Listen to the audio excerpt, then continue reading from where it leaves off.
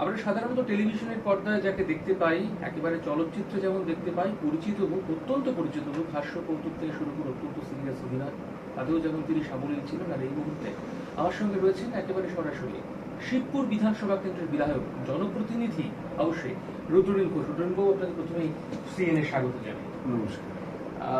একেবারে টেলিভিশনে চলচ্চিত্র, সেখান থেকে আপনি দীর্ঘ লড়াই করেছেন। লড়াইয়ের পর গত 4 তারিখে বিধায়ক রুদ্রনীল ঘোষের সঙ্গে আমরা বসে আছি। যাত্রাপথটা খুব কি সহজ ছিল? খুব কঠিন ছিল বলেই তো সবাই জানে। আমার মনে হয় যে এই কঠিন লড়াই শুধু আমি না, ভারতীয় জনতা পার্টির বুথ স্তর অব্দি যারা অগণিত কার্যকর্তা রয়েছেন, এই লড়াইটা তাঁদের। আজ যে ফলাফল পশ্চিমবঙ্গের মানুষ ভারতীয় জনতা পার্টিকে ভরসা করে লিখে দিয়েছে, এই মুকুট আসলে আমাদের যত কার্যকর্তা রয়েছেন, যারা সাধারণ কার্যকর্তা, যাদেরকে সেইভাবে তার পাড়ার বাইরে কেউ চেনেন না, সেই প্রত্যেকটি মানুষের কঠিন লড়াইয়ের জন্য আজ এই জায়গায় ভারতীয় জনতা পার্টিকে বিশ্বাস করেছেন পশ্চিমবঙ্গের মানুষ। আমাদের সবার লড়াই কঠিন ছিল, কারণ একটা অন্ধকারের স্তূপ, একটা অপরাধের সাম্রাজ্য, একটা মিথ্যের প্রাসাদ মানুষকে ভয় দেখিয়ে তার অধিকার লুট করে প্রাণের বদলে, বেঁচে থাকবার বদলে মুখ বন্ধ করে রেখে দেওয়ার যে নিয়ম, সেই অচলায়তনে আঘাত করতে হয়েছে। সেই আঘাতটা ছিল লাগাতার আমাদের 300-র উপরে কার্যকর্তাদের যে প্রাণ বলিদান। সত্যি কথা জানাতে গিয়ে মানুষকে তার নিজের নাগরিক অধিকার সম্পর্কে সচেতন করতে গিয়ে প্রাণ দিয়েছেন, জমি, বাড়ি, মান, ইজ্জত, জীবিকা যে অগণিত বিজেপি কার্যকর্তা হারিয়েছে, তার উপরে কিন্তু সজাগ সহানুভূতির দৃষ্টি ছিল পশ্চিমবঙ্গের মানুষের। শুধু তাই না, বাম শাসন থেকে শুরু করে তৃণমূল শাসনে কিভাবে অর্থনৈতিকভাবে আমাদের নাগরিকরা, তারা যে জীবিকারই মানুষ হন না কেন, কিভাবে তাদের অবক্ষয় নেমে এসেছে, দুর্গতি নেমে এসেছে।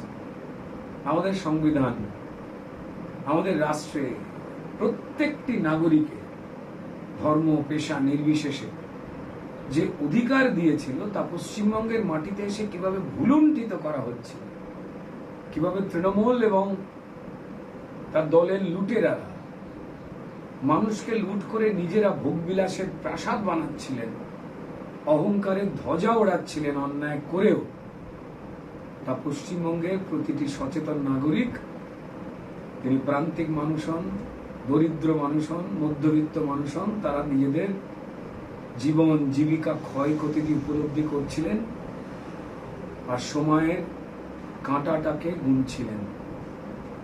আর রাস্তায় দাঁড়িয়ে মার খাওয়ার পর, হাত পা থেতলে যাওয়ার পরেও আমাদের ভারতীয় জনতা পার্টির কার্যকর্তাদের না থেমে, রোদে পুড়ে ঘামে ভিজে ওই বঞ্চিত মানুষের কথা তারা বলতে দেখছিলেন ভারতীয় জনতা পার্টির ঝান্ডা নিয়ে যারা হাঁটছিলেন। তো ফলে একদিকে ভারতীয় জনতা পার্টির কার্যকর্তাদের লাগাতার পরিশ্রম, লড়াই, পুলিশি অত্যাচার, অ্যারেস্ট হওয়া, মিথ্যে কেস, এবং অন্যদিকে তৃণমূলের দম্ভ, আর মধ্যখানে বিচারক ছিলেন আমার পশ্চিমবঙ্গের মানুষেরা, মায়েরা, বোনেরা, বাবারা, কাকারা, যুব সমাজ। তারা কখনোই এই রাজ্যটাকে পরিযায়ী শ্রমিক তৈরির রাজ্য হিসেবে আর দেখতে রাজি হচ্ছিলেন না, যে অন্য রাজ্যে চলে যাবে বাড়ির পুরুষেরা, আমার ছেলে মেয়েরা যারা পড়াশোনা করে ডিগ্রি নিয়ে এসেছে, সততার সঙ্গে পড়ে চাকরি করবার কথা যাদের, তাদের চাকরি চুরি হবে। আর সাদা খাতা জমা দেওয়া লোক তৃণমূলের হাতে টাকা গুঁজে সরকারি পদ্ধতিতে তাদের চাকরি চুরি করবে।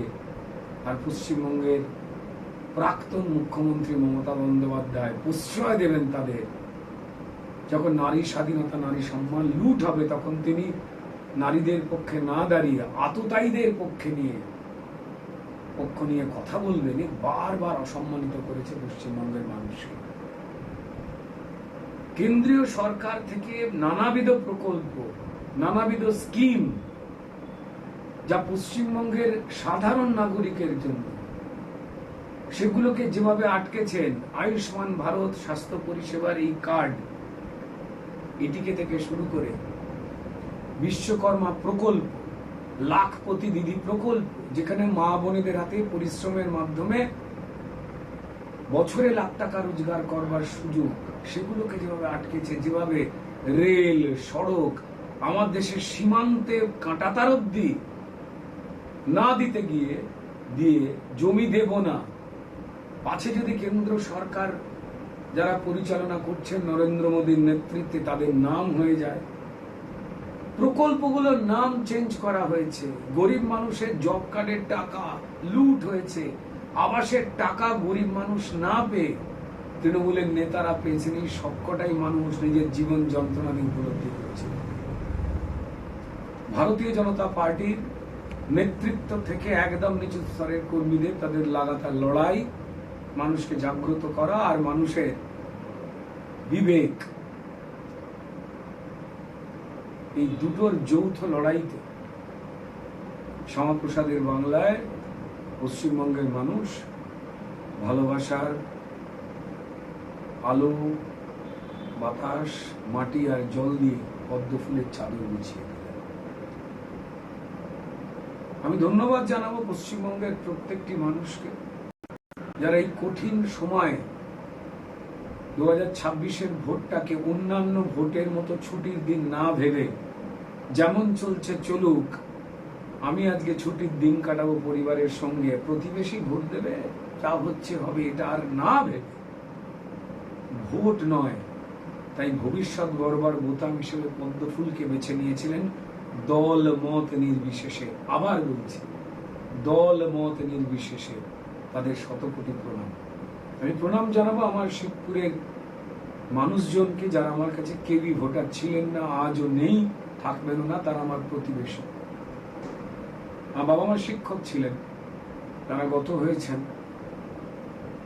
বাবা চিত্রশিল্পী ছিলেন, মা সঙ্গীত চর্চা করতেন এবং তার সঙ্গে সঙ্গে সারাক্ষণ কার কি হলো বিপদ আপদে সামাজিক কাজ করতেন।